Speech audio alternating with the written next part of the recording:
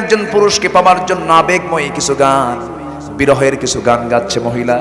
ওমরে ফারুক মনে মনে চিন্তা করলেন, এই জনপদে এইরকম গান তো কখনোই এলাও হবে না। কোন মহিলা তাহাজ্জুদের সময় এমনটা করছে? তিনি মনে মনে চিন্তা করলেন, অবশ্যই তাকে ধরতে হবে। দরজায় এসে নক করলেন, কে গান গায়? এত বড় দুঃসাহস, তাহাজ্জুদের সময় তাহাজ্জুদ নামাজ না পড়ে, কোনো আওয়াজ নাই। ওমরে ফারুক রাদিয়াল্লাহু তাআলা আনহু দরজায় নক করলেন, দরজাও খোলে না। ওমরে ফারুক রাদিয়াল্লাহু আনহু কিতাবের মধ্যে আসছে, ঘরটা ছিল খেজুর পাতার বানানো বেড়ার ঘর। পিছন দিকে আসলেন, আস্তে করে বেড়াটা টান মারলেন, ভিতরে ঢুকে পড়লেন। ভিতরে ঢুকেই দেখেন সামনে প্রদীপ জ্বালানো, একজন মহিলার সামনে মাথায় কাপড় দিয়ে দাঁড়ায় আছে।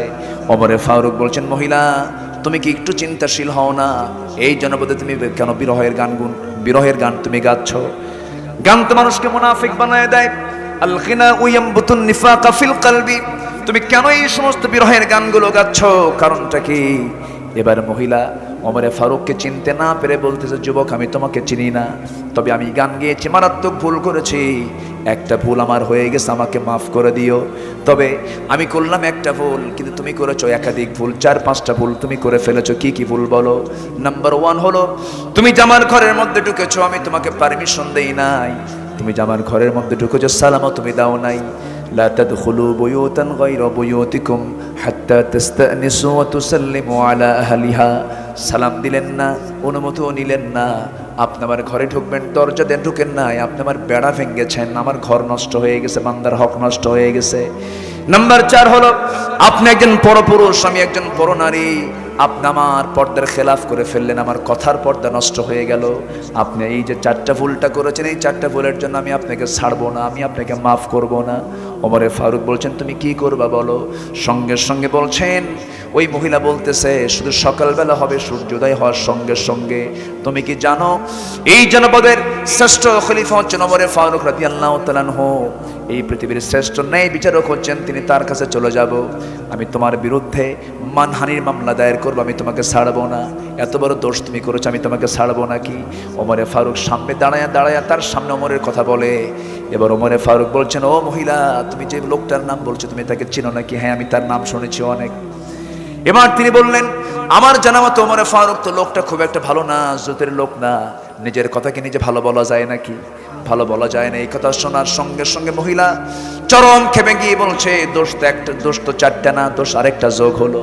তুমি কার বিরুদ্ধে কথা বলো? আমার জানা মতে ওমরে ফারুকের মতো ভালো মানুষ এই দুনিয়াতে দ্বিতীয়টা আর এই দুনিয়াতে নাই। জোরে বলি আল্লাহু আকবার।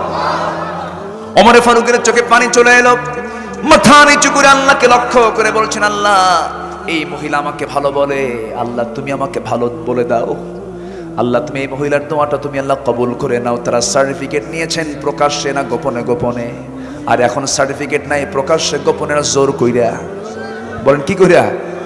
জোর কইরা প্রশংসা করতেই চায় না, জোর করে মুখ থেকে বের করায়। ঠিক কি না? নাম নিতেই হবে, প্রশংসা করতেই হবে, নচেত। কি কথা কি বোঝা যায়? ওমরে ফারুক রাদিয়াল্লাহু তাআলা আনহু আড়ালে সমস্ত কিছু তিনি জানতে পারলেন। এবার মহিলাকে বলছেন, মহিলা শোনো, তুমি আমাকে ছাড়বা না নাকি? না, ছাড়বো না, অবশ্যই তোমাকে মুখোমুখি করবো, আমি বিচারের মুখোমুখি করব। ওমরে ফারুকের তো কোনো দোষ নেই, কারণ তিনি হলেন গোটা দেশের প্রধান। কোন আসামিকে খোঁজার জন্য তার পারমিশন লাগবে না, কোনো ঘরে ঢোকার জন্য কিছু অনুমতিও দরকার নাই, কারণ তিনি প্রশাসকের বড় প্রশাসক, তিনি অ্যাডমিনিস্ট্রেশনের, তিনি হেড অফ দি ডিপার্টমেন্ট। তিনি ঢুকতেই পারেন, কিন্তু মহিলা তো তাকে চেনে নাই। এবার ওমরে ফারুক বলছেন, শোনো, তুমি কি সত্যি মামলা দিবে নাকি? হ্যাঁ দেব। একটা কথা তোমাকে বলি। কি কথা বলেন? তুমি যে গুনগুন করে গান গাচ্ছ, তুমি কার জন্য গান গাও একটু বলো তো আমাকে। এবার মহিলা বলে, শোনেন, 4 মাস আগে আমার স্বামীর সঙ্গে বিয়ে হয়েছে। আমার স্বামী আমাকে রেখে চলে গেছেন মাত্র 3 দিন পর। বিয়ে হয়েছে মাত্র 3 দিন 3 রাত আমার কাছে ছিলেন। আমার স্বামীকে এই জনপদের খলিফা ওমরে ফারুকের লোকজন নিয়ে চলে গেল, সীমান্ত প্রহরায় নিয়োগ হলো। আজকে 4 মাস গত হতে চলে, আমার স্বামীর কোনো খবর আমার কানে কেউ দেয় নাই। আমার স্বামী বেঁচে আছেন না মারা গেছেন কেউ আমাকে বলেও না। রাতের বেলা ঘুম থেকে জাগা পেয়ে ওযু বানায় নামাজে দাঁড়াবো, এমন সময় স্বামীর প্রেম ভিতরে জেগে উঠছে। সেই বৈধ স্বামীকে পাওয়ার জন্য, বৈধ পুরুষকে পাওয়ার জন্য আমি রাতের বেলা বিরহের গান গুনগুন করে গাচ্ছিলাম। ওমরে ফারুক মনে মনে চিন্তা করে, হারে দোষ তো আরেকটা যোগ হলো। কি কথা কি বোঝা যায়? দোষ তো আরেকটা যোগ হয়ে গেল আমার। এখন কি করা যায়? মহিলাকে লক্ষ্য করে ওমরে ফারুক বলছেন, শোনো, তুমি কি আমাকে মাফ করবা না? না, মাফ করবো না। ওমরে ফারুক বলছেন, শোনো, যে স্বামীর জন্য তুমি বিরহের গান গুনগুন করে গাইলা, যে স্বামীকে পাওয়ার জন্য তোমার আকুল আবেদন, সেই স্বামীকে আগামীকালকে যদি সকালবেলায় সূর্যোদয়ের সঙ্গে সঙ্গে যদি হাজির করে দেয়, তুমি কি মামলা দিবা না? কি মহিলা পুষকে হাসে। মহিলা বলে, কালকে সকাল কেন, সারাদিন সন্ধ্যা পর্যন্ত টাইম দিলাম জান। মানে আইন ঘুরে গেছে, মামলা কি হয়েছে? ঘুরে গেছে। আমার ভাইয়েরা, গোটা দুনিয়া যিনি চালান তিনি তো বোঝেন এই মহিলার রোগটা কোথায়, সমস্যা কোথায়। সমাধান হলেই তো সব ক্লিয়ার হয়ে যাবে। ওমরে ফারুক নিজের বাড়িতে চলে আসলেন, বউয়ের সামনে দাঁড়িয়ে বলছেন, আমার স্ত্রী, একজন স্ত্রী তার স্বামীকে ছাড়া কদিন পর্যন্ত ধৈর্য ধারণ করতে পারে? সর্বোচ্চ 3 মাস পর্যন্ত তার স্ত্রী তাকে বললেন, ওই আয়াতের নিরিখে, ওয়াল মুতাল্লাকাতু তারাব্বাসনা বিআনফুসিহিন্না সালাসাতা কুরু। 3 মাস পর্যন্ত ধৈর্যের একটা বাঁধ থেকে যায়। এদিকে হয়ে গেছে 4 মাস। করলেন কি, চিফ ইন কমান্ডারকে ডাক দিলেন। চিফ ইন কমান্ডারকে ডাক দিয়ে বললেন, শোনো, আজকের থেকে সকল সৈনিকের 3 মাস পর পর সাধারণ ছুটি ঘোষণা, তারা যেন পরিবারের হকটা আদায় করে। আর অমক বেড়ায় কমক নামে একজন ব্যক্তি আছে, তার ছুটি মঞ্জুর করে দাও, সে তার বইয়ের হকটা আদায় করুক। জোরে বলি আল্লাহু আকবার। এই যে সুন্দর একটা চরিত্র আমরা ফুটে তোলার চেষ্টা করেছি, শোনার চেষ্টা করেছি, এটার মূল কারণ হলো ওমরের ভিতরে 1 নাম্বার গুণ কি ছিল বলেন? ঈমান ছিল। কি ছিল বলেন? ঈমান ছিল। ইন্নাল্লাযীনা আমানু, ঈমান যারা ঠিক মতো আনবি, ওয়াল্লাযীনা হাজারু, যারা হিজরত করবে, ত্যাগ স্বীকার করবে, স্যাক্রিফাইস যারা করবে, দ্বীনের জন্য মুহাজির হয়েছেন সাহাবীরা, তাদের জীবনে কত কষ্ট তারা করেছেন। হিজরতের দাম কে দিবেন? আসতে বলবেন না, কে দিবেন? আল্লাহ দিয়ে দিবেন। এই একটা কাজ, ঈমান একটা কাজ। নাম্বার 3 হলো ওয়াল্লাযীনা জাহাদু ফি সাবিলিল্লাহ উলাইকা ইয়ারজুনা রাহমাতাল্লাহ ওয়াল্লাহু গফুরুর রহিম। জোরে বলুন আল্লাহু আকবার। যারা জিহাদ করবে আল্লাহর পথে, জিহাদ মানে আমাদের কিছু ভুল ব্যাখ্যা সমাজে প্রচলিত আছে। আমরা অনেকে মনে করি জিহাদ মানে হলো অস্ত্র শস্ত্র নিয়ে সামনে যা কিছু পাওয়া সবগুলোকে শেষ করে দেওয়া, তার নাম জিহাদ না। জিহাদের চূড়ান্ত, জিহাদের মধ্যে যুদ্ধ আছে, যুদ্ধের মধ্যে জিহাদ নাই। জিহাদের মধ্যে কি আছে? যুদ্ধ আছে। হারবুন মানে হলো যুদ্ধ, জিহাদ, জিহাদের মধ্যে যুদ্ধ একটা পার্ট, কিন্তু যুদ্ধের মধ্যে জিহাদ নাই। জিহাদ মানে হলো এই যে আমি আপনি বসে আছি, এই জায়গায় কথা শুনতেছি, কথা বলতেছি, কত ব্যস্ততা ছিল, এখানে এসার সময় দিয়েছে, এটা একটা জিহাদ। নামাজ পড়তে মন চায় না, নামাজে দাঁড়ায়, এটা একটা কি? জিহাদ। নারীর দিকে তাকাতে মন চাইলো, তাকাই না, এটাও একটা জিহাদ। সুদের টাকা সামনে পড়ে আছে, সুদ খাবো মাসে মাসে 3 লাখ 4 লাখ করে, এরপরও খাই না, চান্স থাকার পর, এটা একটা কি? জিহাদ। আমার ভাইয়েরা, ঘুষের কারবার, বড় অফিসার হয়েছি, চেয়ারে বসেছি, একটা চেক সই, একটা সিগনেচার সই করলেই 10 লক্ষ টাকার চেক পাওয়া যাবে, সিগনেচারে দেই না, এটা একটা কি? জিহাদ। আল্লাহ রাব্বুল আলামিন বলছেন, বান্দারে এই কাজটা যদি করতে পারো, জিহাদটা যদি করতে পারো, আমার সমস্ত রহমত আমি তোমার উপরে বর্ষণ করব। জোরে বলি সুবহানাল্লাহ। নামাজ কেউ ছেড়ে দেব নাকি? 5 ওয়াক্ত নামাজ পড়বেন কারা? 5 ওয়াক্ত নামাজ, একটু হাত তুলে দেখেন, জোরে ইয়া আল্লাহ, আরো জোরে ইয়া আল্লাহ। আমাদেরকে 5 ওয়াক্ত সালাত আদায় করার তৌফিক তুমি আল্লাহ দিয়া দাও। জোরে বলি আমিন, আরো জোরে আমিন, আরো জোরে আমিন। নামাজকার হক, নামাজকার হক। সবার আগে আমরা নামাজের জন্য যত্নবান হব। জোরে বলি ইনশাআল্লাহ, আরো জোরে বলি ইনশাআল্লাহ। সাহাবীরা কত কষ্ট করে নামাজ পড়েছেন, গোটা বাড়ি মিলে একটা চাদর, গোটা বাড়ি মিলে কয়টা চাদর? স্বামী স্ত্রী, ঘর নাই, পাহাড়ি গুহার মধ্যে থাকেন। আজান হয়ে যেত, বেলাল আজান দিতেন, তিনি পাহাড়ি গুহা থেকে বের হয়ে আসতেন। তালহা রাদিয়াল্লাহু তাআলা আনহু নবীর পিছনে 2 রাকাত নামাজ পড়েই সালাম ফেরা মাত্রই তিনি উঠে দৌড় মারতেন। নবীজি একদিন পিছন থেকে ডাক দিয়ে বলেন, তালহা এদিকে আসো, তোমার কি আমার বয়ান শুনতে পছন্দ হয় না? হ্যাঁ।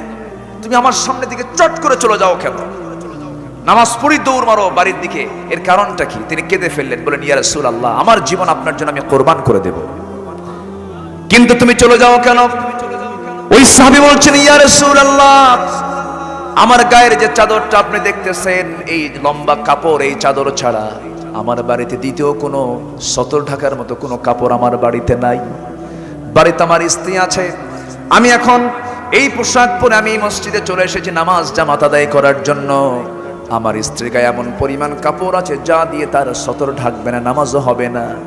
আমি যখন নামাজটা শেষ করে বাড়িতে চলে যাব, আমার এই ফুল গায়ের চাদরটা আমার স্ত্রীর গায়ে দিয়ে দেব, সেই চাদর দিয়ে সেই নামাজটা পড়বে। আর আমি দেরি যদি করি নামাজ সময় থাকবে না, সূর্যোদয় হয়ে যাবে।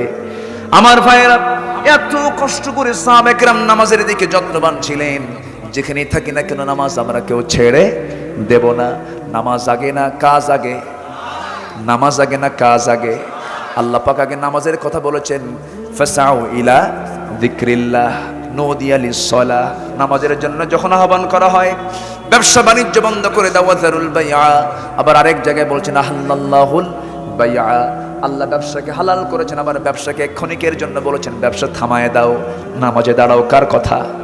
নামাজ আমরা কেউ ছাড়বো? আল্লাহ তুমি সবাইকে নামাজি বানাও, জোরে বলি আমিন। মা বোনদেরকে পর্দায় থাকার তৌফিক দাও। চাচাতো বোন, চাচাতো ভাই, মামাতো ভাই, খালাতো ভাই, দুলা ভাই দেখা করা জায়েজ নাই। দুলা ভাইয়ের সঙ্গে হুন্ডায় চড়া শালি আছে না নাই? ফরিদপুরে আছে? আছে, ফরিদপুরে আছে। দুলা ভাইয়ের সঙ্গে হুন্ডায় চড়া যাবে? আসতে কোন কেন যাবে? দুলা ভাইয়ের পিছনে শালি চড়ে, বাপ কি করে? বাপ কি করে? বাপ বলে সর। খবরদার, এই সমস্ত নিকটতম আত্মীয় স্বজনদের সঙ্গে পর্দা করার দরকার আছে না নাই? আছে। ছেড়ে দিবেন না শালি দুলাভাইয়ের সামনে, জামাইয়ের হাতে নিজের মেয়েকে দিবেন না। নিজের যে বউ হয়েছে সে যাবে, নিজের শালি কখনো শালিকে দুলাভাইয়ের সঙ্গে দেওয়া যাবে না। হুন্ডার পিছনে শালি ওঠে, দুলাভাই হুন্ডা চালায়। শালি মনে করে দুলাভাই আমার দুলাভাই বড় ভাই মানুষ, একটু দূরে দূরেই বসি, হুন্ডার মাঝখানে একটু গ্যাপ রাখে, ফাঁকা রাখে, যেন দুলাভাইয়ের গায়ের সঙ্গে আমার গা যেন না লাগে। কিন্তু দুলাভাই কম না, সামনে কিছু দূর যাওয়ার পর এমন একটা ব্রেক মারে, এক ব্রেকে গ্যাপ পূরণ করে। আছে না নাই? এই সমস্ত নোংরামি গুলো আমরা পরিবারের যারা গার্জিয়ান আমরা লক্ষ্য করবো। আল্লাহ তুমি সবাইকে বোঝার তৌফিক দাও। বেড়া খেত খায়, বেড়া এলাকায় আছে নাকি কথা?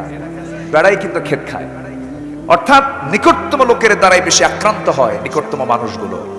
চাচাতো ভাইয়ের বাড়ি কি বেশি দূরে? চাচাতো ভাই তো কাছে। খালাতো ভাই শুধু খালার বাড়িতে যায়, খালি খালাকে সালাম দেবে, খালাম্মা আসসালামু আলাইকুম, খালাম্মা আসসালামু আলাইকুম। মানুষ খালাতো বোন একটা আছে। কি কথা কি বোঝা গেল? এগুলো গার্জিয়ানদেরকে বুঝতে হবে। আল্লাহ তুমি সবাইকে বোঝার তৌফিক দাও। জেনা মুক্ত সমাজ গড়বো আমরা, জোরে বলি ইনশাআল্লাহ। সমাজে জেনা থাকবে না বিয়ে থাকবে? বলেন, সমাজে জেনা থাকবে না বিয়ে থাকবে? যেখানে বিয়ে থাকবে সেখানে জেনা থাকতে পারে না। আল্লাহ পাক জেনাকে বন্ধ করার জন্য আল্লাহ বলছেন তুই 2টা কর, 3টা কর, 4টা কর, তবুও তুই অকাম করিস না। ঠিক কিনা? হয়তো আমার ওয়াজ শুনে এখন মায়ের মনে মনে চিন্তা করে, হুজুর শেষে এসে এরকম পেঁচ লাগাই দিয়ে গেলেন। আপনার স্বামী যে বিয়ে ছাড়া আরেকটা পেঁচ লাগায়, ঠিক কিনা? আপনার স্বামী যে বিয়ে ছাড়া আরেকটা পেঁচ লাগায়, যে আপনার স্বামীর ইমানই শেষ হয়ে গেল। অতএব ওই পেঁচ লাগানোর চাইতে আল্লাহর হুকুম মানাই ভালো, ঠিক কিনা? আমার দাদাদের সময় বিয়েটা একাধিক ছিল না?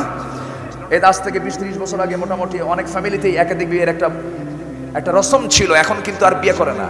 বউ একটা সাইনবোর্ড দিয়া বলে তুই থাক, আমার 1000টা আছে। এরকম আছে না নাই? এই জন্য সমাজে রোগ কম না বেশি? রোগ বেশি। যেখানে পাপ বেশি সেখানে কি হবে?